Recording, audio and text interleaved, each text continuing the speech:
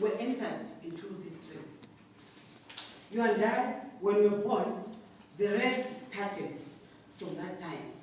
You and I who survived, millions wanted to come on this earth, but they couldn't. But you and I, God preserved our lives today that we are here. That was the beginning of our race, children of the Most High. The enemy didn't want us to survive. The enemy tried by all means not to pull through, and especially on the year when the child is born, between 1 and 2, that's where the challenge is for the children.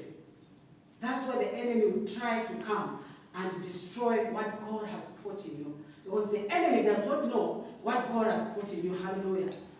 It just says that this one is great, and God will protect him. 1 to 2 years, children, they are sick to the point of even death.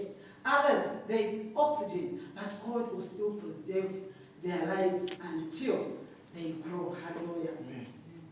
And during that period, when you go through from that race that you've entered, it's not easy. That time that you've entered, the period from being born, then there's a period that when you start thinking now, you have a vision. The time will come now when you put through, you have a vision that I need to become somebody. I need to be a doctor. I need to be a preacher. I need to be a pastor. You have different vision in your life. Hallelujah. You have a different vision that you have as we are growing. But the issue, the biggest challenge we have is the voice that speaks to us. Hallelujah. Those voices, the biggest discourager, the voices that speaks to us. What are those voices and where are they coming from? The voices that disturbs our race. Because when you're growing up, after pulling through, you had vision. And what was the vision? And what happened on the way that you had that vision which couldn't work out?